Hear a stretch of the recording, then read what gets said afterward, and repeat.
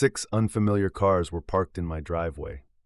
A sign I'd never seen before read, "The Lodge at Ridgeview," and a woman pulling a suitcase looked at me and asked if I worked there. "I don't work here," I replied. "I live here." Her expression immediately changed. "That's not what the listing says." She turned her phone toward me. There was my front porch, my grandfather's deer mount hanging above the fireplace, and dozens of glowing reviews. The place had a 4.5-star rating and was booked for weeks. I stood there speechless, staring at my own home like it belonged to someone else. Then I noticed another picture. It showed my bedroom with the closet door wide open, my old hunting jackets hanging inside for anyone online to see. Complete strangers had been walking through my life and calling it rustic charm. At that moment, something inside me went completely quiet. I wasn't even angry anymore. I was somewhere beyond that. That cabin wasn't just another property.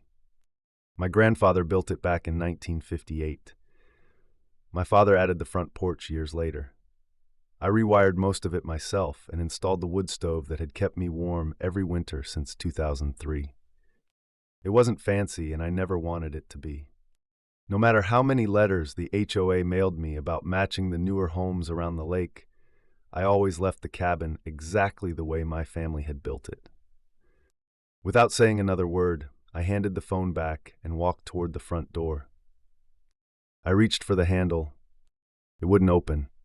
Mounted beside the frame was an electronic keypad that had never been there before, its red light blinking slowly as if daring me to enter the code to my own house. I rested my hand against the door and listened. Inside, I could hear people laughing.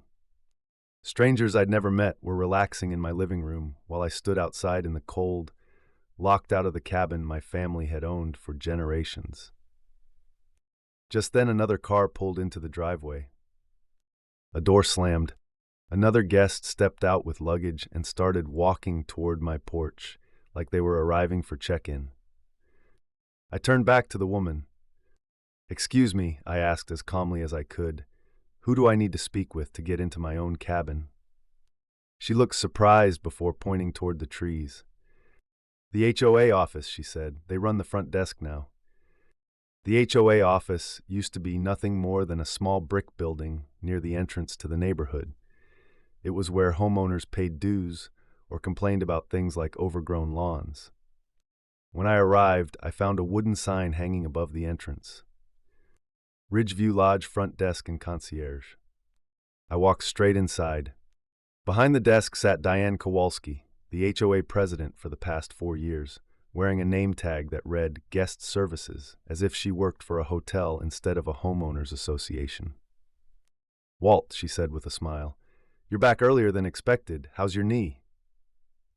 I ignored the question and looked directly at her. "Why?" I asked. "Is there a keypad on my front door?" Diane didn't seem surprised by my question. "Security," she replied calmly.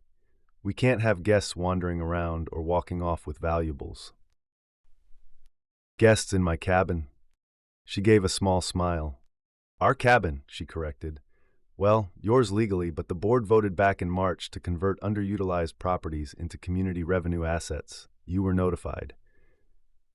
"I was lying in a hospital bed in March," I said, "recovering from knee surgery." "We sent an email." I let out a short laugh. "Diane, there's barely any cell service up here, you know that." She simply shrugged, as if that settled everything. Then she slid a thick binder across the desk. "You should really look at the results," she said proudly. "The reviews have been incredible." I didn't even open it. She flipped through the pages herself. 5-star ratings, guests coming from 3 different states. People love the authentic mountain experience. My jaw tightened. While she talked about ratings and happy customers, all I could think about was my grandfather building that cabin with his own hands. To my family, it was a home full of memories. To Diane, it had become a business opportunity. She kept reading from the binder. "We're fully booked for the month, and the grand reopening is this weekend. 16 guests have already confirmed." I raised my hand and stopped her. "Diane, stop talking about the reviews. For the first time, she paused. I don't care how many stars people gave it, I said quietly. I just want my cabin back. She leaned back in her chair. That's not really possible right now. Why not? Because we can't cancel the bookings. Everything has already been arranged. I looked at her for a few seconds without saying anything. There was no point arguing. She had already convinced herself this was perfectly normal. I turned and started walking toward the door. Just before I stepped outside, I stopped and looked back one last time. Oh, one more thing. She looked up. Did your guests happen to mention that there's only one working smoke detector in that entire cabin? Her confident expression disappeared. For the first time since I'd walked into that office, she didn't have an answer. I let the door close behind me and walked back to my truck. I sat there for a long moment before starting the engine. The anger had faded. My hands were steady now, the same way they always were before a long hunt, when emotion gave way to planning. Instead of wasting another minute arguing with the HOA, I drove down the mountain to the only gas station with reliable phone service. That's where I started making calls. The first call I made was to the county clerk's office. I didn't accuse anyone or make a scene. I simply asked them to confirm whether any permits had ever been filed to operate a short-term rental or lodging business on my property. The answer came back exactly as I expected. No permits. Nothing. My family's cabin had been turned into a hotel without anyone even bothering to make it legal. Next, I called the county fire marshal's office. I explained everything clearly. An unregistered cabin was being used as a rental property. Guests were staying overnight.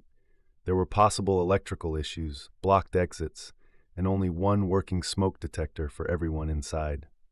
The woman on the phone stayed quiet for a moment. Then she said, "We'll have someone come out there as soon as possible." She paused before adding, "This sounds like more than just a fire code problem." She was right, but she didn't know the full story yet. After those calls, I drove back up the mountain and parked far enough away that nobody would notice me watching. Then I started documenting everything. I took pictures of the keypad that had been installed on my door. I photographed an extension cord running from an outdoor outlet, stretched beneath the porch, and connected to a space heater inside what used to be my tool shed.